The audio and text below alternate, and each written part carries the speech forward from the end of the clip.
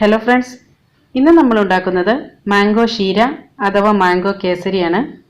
വളരെ പെട്ടെന്ന് ഉണ്ടാക്കി എടുക്കാൻ പറ്റുന്ന ഒരു ഡെസേർട്ട് ആണിത്.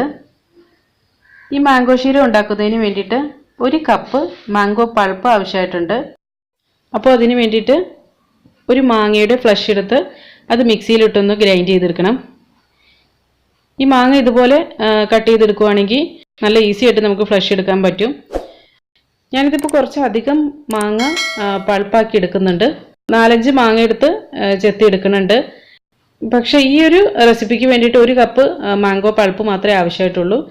ബാക്കിയുള്ളത് ജാം ഉണ്ടാക്കാൻ വേണ്ടിയിട്ടാണ് എടുക്കുന്നത്. അപ്പോൾ ജാമിൻ്റെ റെസിപ്പി ഉടനെ തന്നെ അപ്ലോഡ് ചെയ്യുന്നതാണ്. എല്ലാ മാങ്ങയുടെയും ഫ്ലഷ് എടുത്തിട്ടുണ്ട്.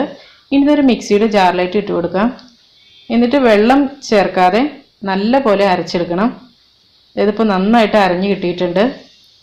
ഇനി ഒരു ഫ്രൈങ് പാൻ സ്റ്റൗവിൽ വെച്ചിട്ടുണ്ട്. അതിലേക്ക് 2 ടേബിൾ സ്പൂൺ നെയ്യ് ഒഴിച്ചു കൊടുക്കാം. നെയ്യ് നന്നായിട്ട് മെൽറ്റായി കഴിയുമ്പോൾ ഇതിലേക്ക് കാഷ്യൂ നട്ട്സും റൈസിൻസും ഇട്ട് കൊടുക്കാം. ഈ കാഷ്യൂ നട്ട്സും റൈസിൻസൊക്കെ ഓപ്ഷനിലാണ്. ഞാനിവിടെ ഓരോ ടേബിൾ സ്പൂൺ വെച്ചാണ് കാഷ്യൂ നട്ട്സും റൈസിൻസും എടുത്തിരിക്കുന്നത്. അതായത് ഇപ്പോൾ നന്നായിട്ട് ഫ്രൈ ആയി വന്നിട്ടുണ്ട്. ഇനി ഇത് നെയ്യിൽ നിന്നും കോരി മാറ്റാം. എന്നിട്ട് ആ നെയ്യിലേക്ക് തന്നെ 1 കപ്പ് റവ ഇട്ട് കൊടുത്ത് നന്നായിട്ട് റോസ്റ്റ് ചെയ്തെടുക്കണം. ലോ ഫ്ലെയിമിൽ ഇട്ടിട്ട് വേണം റവ റോസ്റ്റ് ചെയ്തെടുക്കാനായിട്ട്. വറുത്ത റവയാണ് ഉപയോഗിക്കുന്നതെങ്കിലും ഒന്നുകൂടി ഒന്ന് വറുത്തെടുക്കണം.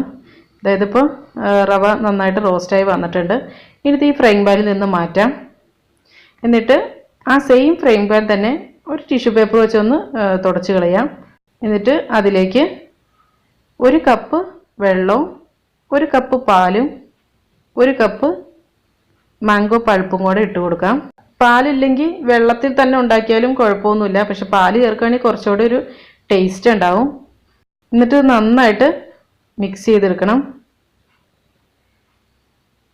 ഇപ്പോൾ ഈ മാംഗോ പൾപ്പ് ഈ പാലും വെള്ളമൊക്കെയുമായിട്ട് നന്നായിട്ട് മിക്സായി വരുന്നില്ലെങ്കിൽ ഒരു മിക്സിയുടെ ജാറിലിട്ടിട്ട് ഗ്രൈൻഡ് ചെയ്തെടുക്കണം.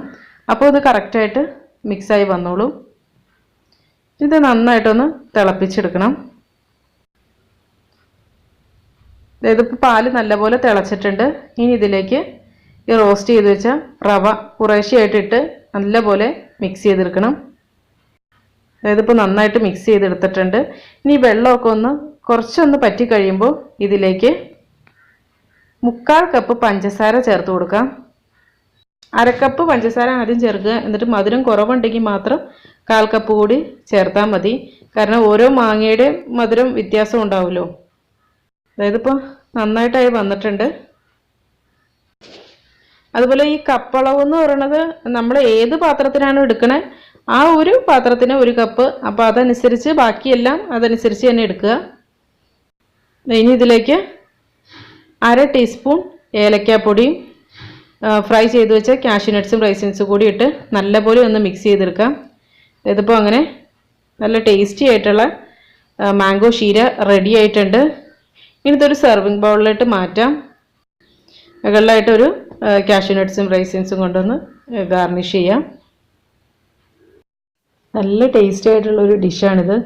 അപ്പോൾ ഇതെല്ലാവരും ഒന്ന് ട്രൈ ചെയ്ത് നോക്കുക. എന്നിട്ട് ഫീഡ്ബാക്സ് ഒക്കെ അറിയിക്കണം. വീഡിയോ ഇഷ്ടമായിട്ടുണ്ടെങ്കിൽ ലൈക്ക് ചെയ്യുക. ഇഷ്ടമായില്ലെങ്കിൽ ഡിസ്ലൈക്ക് ചെയ്യുക.